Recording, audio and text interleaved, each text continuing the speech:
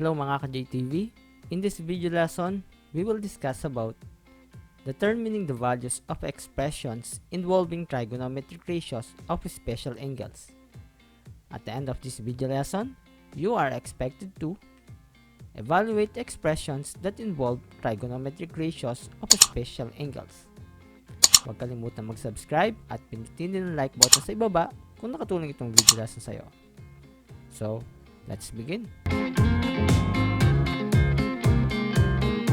So, dun sa previous lesson natin, di ba, na-discuss natin yung pagkuha ng trigonometric ratios ng mga special angles. At naturo na rin natin yung technique ng paggamit nitong mga daliri para mahanap natin yung mga values or trigonometric ratios nitong mga special angles na to. Okay, so ngayon, subukan nating mag-evaluate ng mga expressions na involve itong trigonometric ratios ng special angles. So, evaluate the following. Number 1, we have tangent 45 degrees minus cosine 45 degrees. So, susubtract natin yung dalawang trigonometric ratios na yan. So, bago natin isubtract yan, kailangan muna nating kunin yung tangent 45 degrees.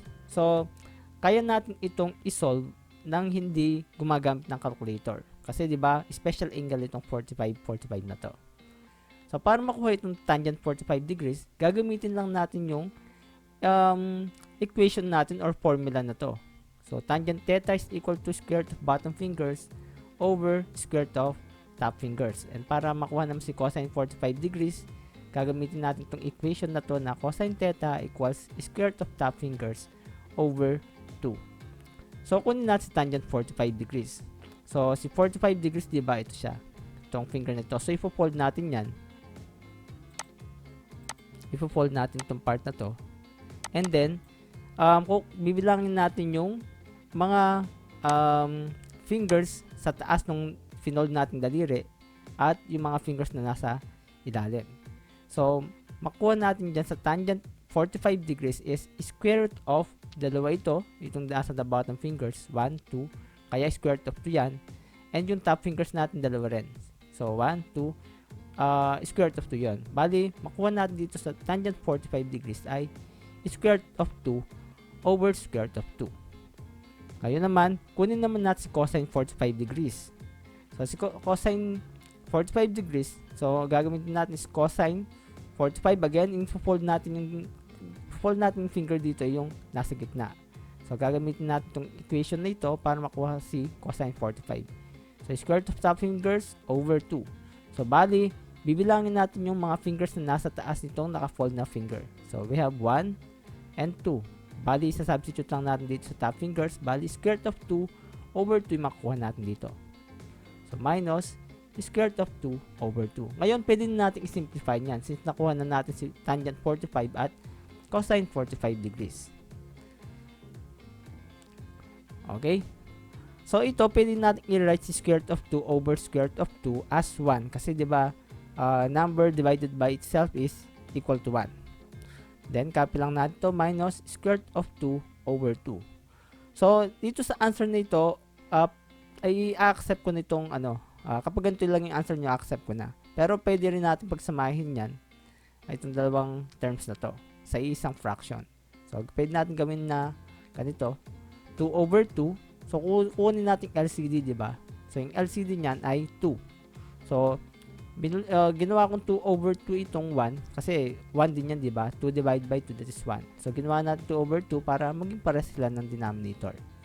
Kaya pwede natin subtract ngayon.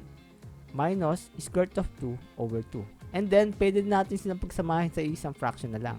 Then, meron silang common denominator na 2. Okay, yan. So, 2 minus square root of 2. 2 minus square root of 2 over 2. Or kung ganito yung ginamit yung final answer, okay din sa akin. Or ito, okay lang din. Number 2, cosine 60 degrees plus sine 30 degrees minus tangent 45 degrees. So, kunin muna natin si cosine 60 degrees. So, ifo-fold natin si 60 degrees. So, ito yung finger na 60 degrees, di ba? So, ifo-fold natin yan. And then, gagamitin natin yung equation natin for cosine.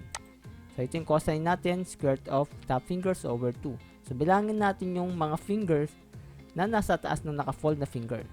So, isa lang siya, di ba? Bali, square root of 1 over 2 yon. Okay? Or, yung square root of 1 kasi, that is simply 1. Kaya, nilagay ko lang dito is 1. So, 1 over 2. Square root of 1 is 1. Kaya, 1 lang yung nakalagay dito. Next is, si sine 30 degrees naman. So, yung naka-fold dito is si 30 degrees. So, i-fold natin tong finger nito. Ito yung 30 degrees natin, di ba? So, bibilangin natin yung bottom fingers. So, dito makikita natin na yung fingers na nasa ilalim nitong naka-fold na finger is 1 lang. So, para makuha yung sine 30 degrees, gagamitin natin ay itong equation na to or formula. So, sine 30 degrees is equal to square root of bottom fingers. Yung bottom finger natin ay isa lang. So, magiging square root of 1 over 2. So, therefore, yung sine 30 degrees natin ay 1 over 2 din. Okay? So, sinimplify na lang natin itong square root of 1 is simply 1. Hindi ko na nilagay dyan na square root of 1. And then, next is tangent 45 degrees naman. So, tangent 45 degrees, i-fold natin itong nasa gitnang finger. Yan. And then, gagamitin natin itong equation for tangent. So, tangent theta is equal to square root of bottom fingers over top fingers. So, makita natin dyan, di ba, na yung top fingers natin dalawa, kaya lalagay ko dito ay square root of 2. At yung bottom fingers natin, dalawa rin, kaya lalagay ko dyan sa numerator ay square root of 2. Bali, meron tayong square root of 2 over square root of 2. Okay? So, ayan, nakuha na natin yung cosine 60, sine 30, tangent 45. So, again, masosolve natin itong mga ganitong klaseng expressions or mga trigonometric ratios since, ano naman sila, mga special angles sila. So, kayang-kaya nating isolve ang mga yan kahit walang calculator. So, simplify lang natin. 1/2 plus 1/2, that is 1. And, itong square root of 2 over square root of 2. So, divide na lang natin sa sarili niya. Kaya, 1 din yung nakuha natin dito. So, 1 minus 1, that is simply 0. Okay? Example number 3. Tangent 30 degrees plus cosine 45 degrees. Again, tangent 30 degrees, ipo-fold lang natin yung finger na 30 degrees. So, po-fold natin tong finger na to. And then, gagamitin natin yung equation natin or formula natin for tangent. So, tangent theta is equal to bottom fingers over top fingers. So, yung bottom fingers natin, isa lang, di ba? Isa lang. Kaya, magiging square root of 1 yung nasa taas. At yung nasa ibaba naman, square root of top fingers daw. So, 1, 2, 3. Kaya, magiging square root of 3 yan. Okay? So, yung makuha natin dito is square root of 1 over square root of 3. And then, si cosine 45 degrees naman. So, ipo-fold natin si 45 degrees na finger. Ito. Yan. And then, gagamitin natin yung equation natin for cosine. So, ito. So, square root of top fingers over 2. So, bilangin natin yung top fingers. So, 1, 2. Bali, meron tayong square root of 2 over 2 sa cosine 45. So, okay. So, yan. Square root of 2 over 2. And then, gagawin natin dyan is naging siyang ganito, square root of 3 over 3. So, ni-rationalize ko yung ano dito, yung square root of 3. Diba, bawal tayo magkaroon ng radical sa denominator. Kaya ni-rationalize ko siya at naging siyang ganito. So, ang ginawa natin dyan is yung square root of 1, diba? That is simply 1. Tapos, we have square root of 3. And then, para ma-rationalize yung denominator na may radical, i-multiply lang natin yan ng square root of 3. And same with the numerator. Okay? This is simply equal to 1, no? So, ginagawa lang natin, ginagaya natin itong nasa denominator. So, ginagawa natin perfect square itong radical natin dito. Kasi yung index natin dito ay 2. Kaya kailangan perfect square siya para malabas siya sa radical. So, we simply multiply. So, 1 times square root of 3, that is square root of 3. At ito namang square root of 3 times square root of 3. So, by law of radicals, same index sila, same index sila. Kaya pwede natin i-multiply ang mga radical na yan. So, we have 9. And square root of 9, that is simply equal to 3. So, we have square root of 3 over 3. Kaya nakuha itong dito, itong equation natin or expression natin dito na square root of 3 over 3. So, next is, ang ginawa ko dito ay pinag-add ko na. So, kinuha ko yung LCD. Kinuha ko yung LCD dito. So, yung LCD natin dito ay 6, di ba? So, nakuha ko ito kasi 6 divided by yung LCD natin na 6, i-divide ko siya dito sa 3, sa denominator ng unang term. 6 divided by 3, that is 2. And multiply natin siya sa numerator. Kaya nakuha natin itong 2 square root of 3 over 6. And then, yung sa kabila naman, di-divide ko itong LCD natin dito sa denominator niya na 2. So, 6 divided by 2, that is 3, times square root of 2, that is 3 square root of 2. So, yan. So, yung denominator, common denominator ng LCD, lalagay natin as 6. Kung makikita mo dito, kung si-simplify natin 2 over 6, that is 1 over 3. So, 1 over 3 yon. And to 3 over 6, that is 1 half. So, 1 over 2.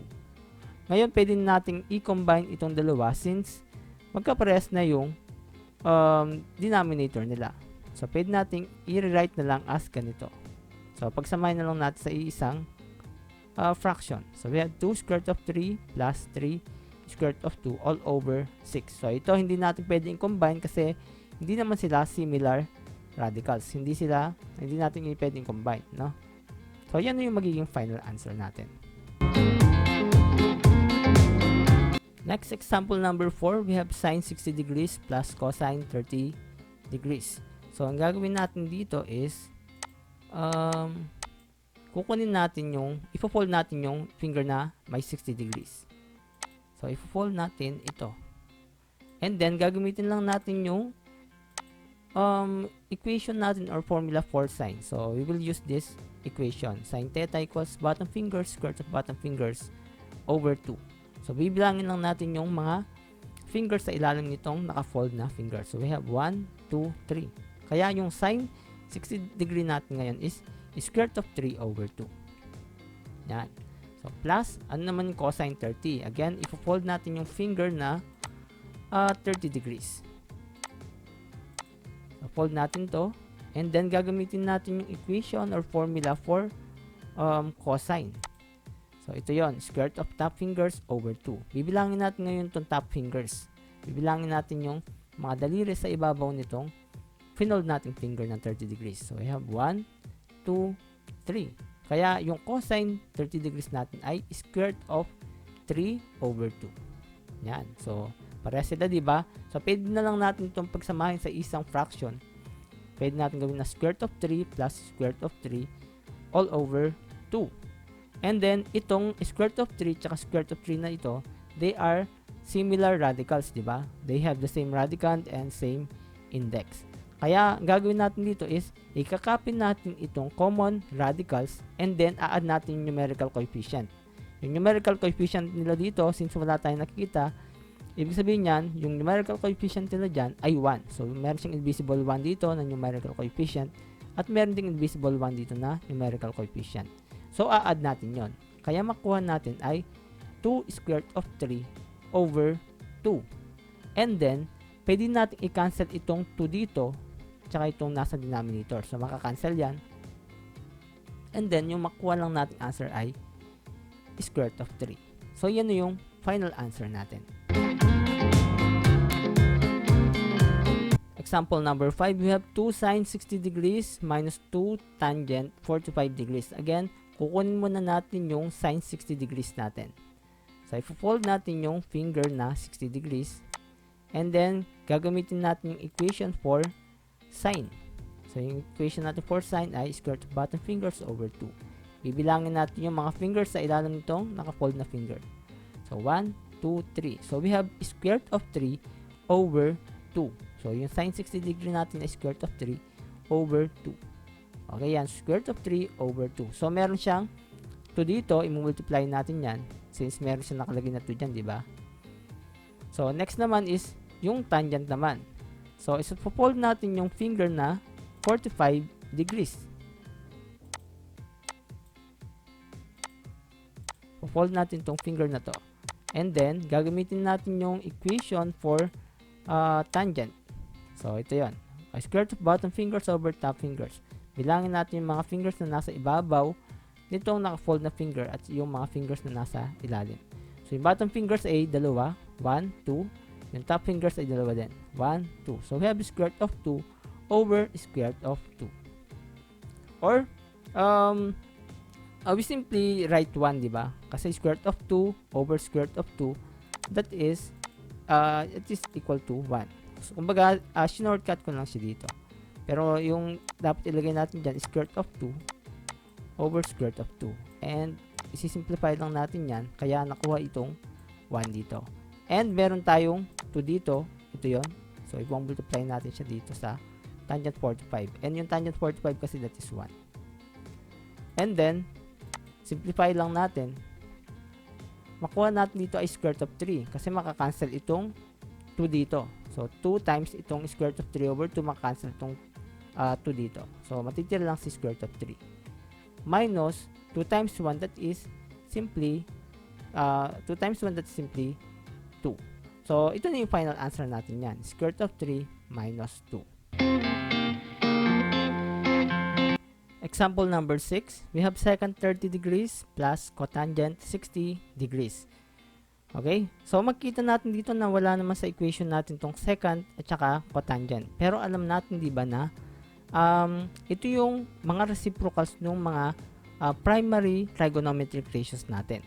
So, mamaya pagkita natin paano yung gagawin nating equation dito for secant and cotangent.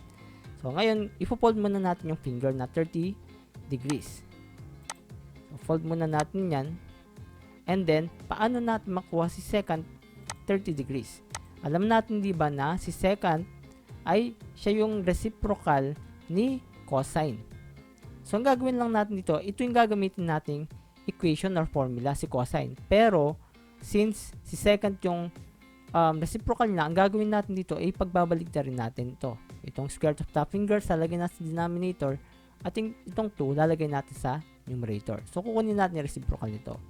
So, bali, magiging answer natin yan ay 2 over square root of top finger. So, ilan yun? 1, 2, 3. So, we have 2 over square root of 3. So, yan. Yan nakuha natin for secant 30 degrees. And then, plus, ano yung cotangent 60 degrees naman? Again, i-fold muna natin itong 60 degree na finger. So, fold natin yan. And, ano yung gagamitin nating equation for this cotangent? So, gagamitin natin dito ay si tangent. Tangent theta. Since si cotangent, diba, siya yung reciprocal ni tangent. So, itong gagamitin nating equation, pero pagbabalik na rin natin itong numerator at denominator. Bali, magiging siyang cotangent theta is equal to square root of top fingers over square root of bottom fingers. So, bibilangin natin muna natin nasa top fingers. So, 1 yon. So, bali, meron tayong square root of 1 sa taas. Over square root of bottom fingers, meron tayong 1, 2, 3. Bali, meron tayong square root of 1 over square root of 3. Yan. Yan si cotangent 60 degrees. So, kinuha natin yung reciprocal nitong equation natin for tangent. And then, i-rationalize natin itong mga denominator nila. Kasi, di ba, bawal tayo magkaroon ng radical sa denominator. So, kapag ni-rationalize ko itong 2 over square root of 3, makuha natin ay 2 square root of 3 over 3. So, pakita natin. So, si 2 over square root of 3, para makancel or matanggal itong radical natin sa denominator, gagawin natin perfect square yung radical. So, para maging perfect square yan, mag-multiply tayo ng square root of 3. So, kailangan sa numerator at denominator, no? So, we have 2 times square root of 3. That ito yon, 2 times square root of 3. And paano naman nakuha yung 3 dito sa denominator? Si square root of 3 na kasi, diba? Pwede nating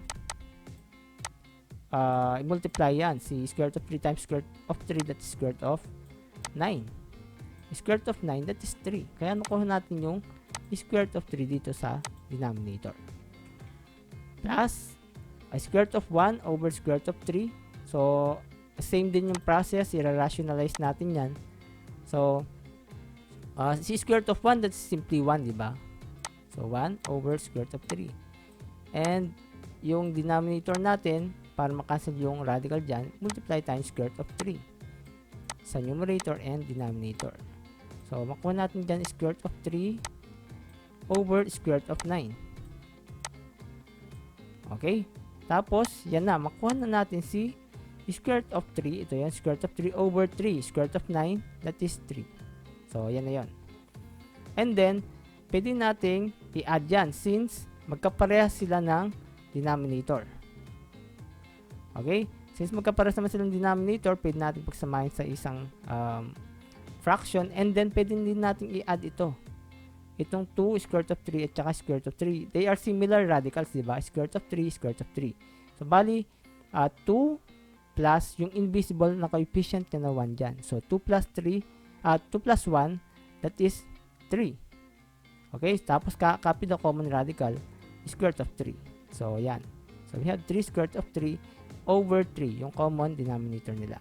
And then, pwede natin i-cancel itong 3 dito. Kaya, yung makukuha lang nating answer ay square root of 3.